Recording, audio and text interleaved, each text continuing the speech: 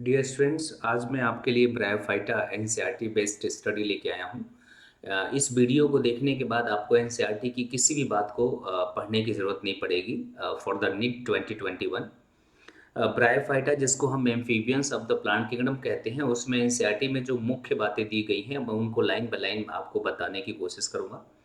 Bryophyta में masses और लिवरबर्ड्स आते हैं जो कि मॉइस्ट जो है सेडी प्लेसेस में ग्रो करते हैं और हिली एरियाज़ में मोस्टली ये देखे जाते हैं। हालांकि आप इनको प्ला जो है प्लेन एरियाज़ में भी देख सकते हैं। इसको amphibians of the plant kingdom कहते हैं। इसका रीज़न ये है कि they can grow on the soil but they need water for fertilization. ठीक है ना। इसके अलावा बेटा ये जो है मैंने बताया है कि डैम्प सॉइल लिखा हुआ है। डैम्प का मतलब होता है कि थोड़ा सा गीली मिट्टी होती है, जहाँ पे भी ये ग्रो करते हैं ना, वहाँ नमी होना मिट्टी में बहुत ज़रूरी है। और यही वजह है कि आप इनको बरसात के दिनों में अपने जो है पार्क वगैरह की दीवारों पे भी देख सकते हो मॉसेस को, फ्यूनेरिया को ग्रो करते हुए। ठीक है ना। इसमें जो राइजोइट्स होते हैं वो यूनिसेलुलर और मल्टीसेलुलर होते हैं। जैसे कि लिवरवर्ट्स में यूनिसेलुलर राइजोइट्स होते हैं और मॉसेस में मल्टीसेलुलर राइजोइट्स होते हैं। इसके अलावा बेटा इसमें जो एंथ्रीडियम और आर्किगोनियम जो है वो रिस्पेक्टिवली मेल और फीमेल सेक्स ऑर्गन होता है। आर्किगोनियम फ्लास्क शेप बोला जाता है, जिसमें ऊपर की ओर जो है लिड सेल्स होती हैं, उसके ऊपर शुगर होता है और स्पेशली एक एसिड बताया जाता है जिसका नाम है मैलिक एसिड, है ना। और एंथ्रोजोइड जो है वो इसी नेक से होते हुए जो है आकर के वेंटर में प्रेजेंट जो एग से फर्टिलाइज होकर के जाइगोट बनाता है। ठीक है ना। और जाइगोट बेटा सीधे सीधे स्पेरोफाइट जो है मतलब डेवलप कर देता है। हालांकि बीच में एम्ब्रियोनिक स्टेज को थोड़े समय के लिए देखा गया है, इसलिए ब्रायोफाइट्स को अपन फर्स्ट एम्ब्रियोफाइट्स कहते हैं। हालांकि एनसीईआरटी ने इस बात को मेंशन नहीं किया है। एनसीईआरटी ने सीधे ये लिखा है कि ब्रायोफाइटा में जाइगोट से स्पोरोफाइट बनता है, जो कि डिपेंडेंट होता है गेमेटोफिटिक प्लांट पे, मतलब गेमेटोफिटिक बॉडी पे। ठीक है ना, डिपेंडेंट होता है। स्पोरोफाइट जो है वो इंडिपेंडेंट नहीं होता। ठीक है ना। इसके अलावा बेटा ये है कि कुछ जो मॉसेज होते हैं वो फूड के लिए भी यूज़ किए जाते हैं, जैसे कि जो हर्बेसियस मैमल्स होते हैं, बर्ड्स होते हैं। इसके अलावा कुछ और अदर एनिमल्स के लिए भी ये फूड के रूप में यूज़ किए जा सकते हैं अकॉर्डिंग टू द एनसीईआरटी। जो इसमें स्फैगनम का डायग्राम दिया हुआ है उसमें आपने देखा होगा कि स्फैगनम में मेल ब्रांच ऊपर की ओर है और फीमेल ब्रांच नीचे की ओर है, जो कि एक मॉस है। और इसको लिविंग मटेरियल की पैकेजिंग में जो है ट्रांसपोर्ट के समय यूज़ किया जाता है। मैं अब बात करूंगा लिवर बर्ड्स की, क्योंकि जो है ब्रायोफाइटा में दो बेसिक क्लासेस बताए गए हैं, लिवर बर्ड और मॉसेस। सो लिवर बर्ड्स जो होते हैं इनकी जो बॉडी होती है इसमें जो है दोनों तरह के होते हैं। थैलोइड भी होते हैं, जैसे कि रिग्जिया, है ना, और मार्केंसिया। ठीक है ना। इसके अलावा इसमें लीफी भी होते हैं, जैसे कि पोरेला। और जो है इसमें जो पोरेला और लीफी होता है उसमें टू रोज में, जैसे आप ये समझ लीजिए कि उसके साइड बाय साइड जो है लीव्स जो है एराइज होती देखी गई हैं। ठीक है ना। तो आप ऐसा कह सकते हो कि टू रोज में, है ना, टाइनी लीफ लाइक स्ट्रक्चर्स जो है पोरेला के अंदर देखे जाते हैं।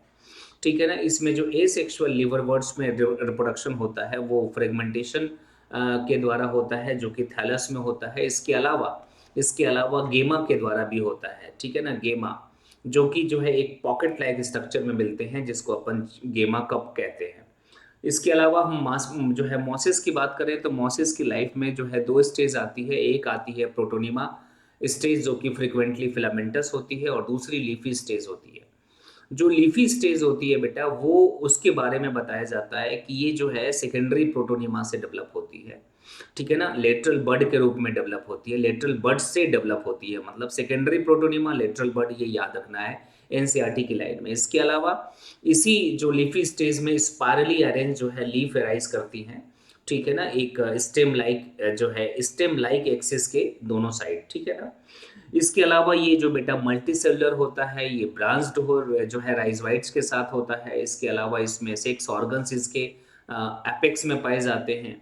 ठीक है ना। जिसको अपन ने कहा है कि लीफी सूट एपेक्स के में सेक्स ऑर्गन्स जो है प्रेजेंट पाए जाते हैं। ठीक है ना। अकॉर्डिंग टू द एनसीईआरटी मैं आपको बता रहा हूँ।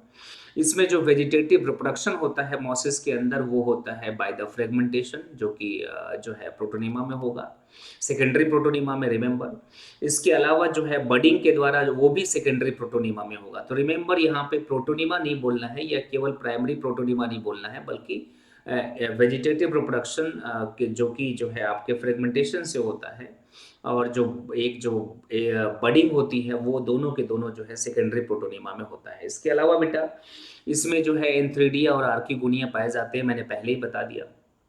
ठीक है ना। स्पोरोफाइट जो है इसका मोर एलाबोरेट होता है देन द लिवरवर्ट्स। मोर एलाबोरेट का मतलब ज़्यादा डिफरेंशिएटेड होता है।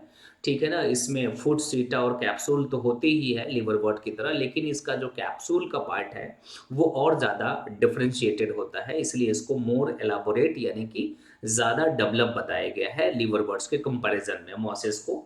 इसमें जो है एलाबोरेट मैकेनिज्म यानी कि developed mechanism of spore dispersal होता है, जिसको हम पेरिस्टोमियल टीथ से बताते हैं। पेरिस्टोमियल टीथ जो है जिनका नेचर हाइग्रोस्कोपिक होता है, ये 16+16 के रोज में होती हैं, एक के ऊपर एक, और ये जब ओपन होती हैं तो स्पोर्स का डिस्पर्सल होता है, फिर ये क्लोज हो जाती हैं, फिर ओपन होती हैं, फिर क्लोज हो जाती हैं। तो ये जो है एक इसको elaborate mechanism of spore dispersal बोला गया है।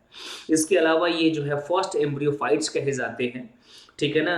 और एनसीईआरटी में तो हालांकि मैंने पहले ही बता दिया कि ये जाइगोट से सीधे सीधे स्पोरोफाइट बनाते हैं, ये लिखा गया है, लेकिन इनको हम फर्स्ट एम्ब्रियोफाइट्स मानेंगे। इसके अलावा बच्चों ये भी है कि इनका जो है इकोलॉजिकल इम्पोर्टेंस तो ज़्यादा नहीं है ना। मतलब सॉरी मैंने उल्टा बोल दिया, इकोनॉमिक इम्पोर्टेंस तो इनकी ज़्यादा नहीं है according to the NCERT, but इनकी इकोलॉजिकल इम्पोर्टेंस ज़्यादा है। वो इस रेफरेंस में कि आप जो 12 में पढ़ते हो इकोलॉजिकल सक्सेशन, जो इकोलॉजिकल सक्सेशन आप 12 में पढ़ते हो उसमें आपने देखा होगा कि लाइकेन स्टेज के बाद जो है मॉस स्टेज आती है जब रॉक्स के ऊपर सक्सेशन होता है। So that's why NCERT has written कि they have more ecological importance than economic importance. So this is all about the bryophytes, a summary according to the NCERT.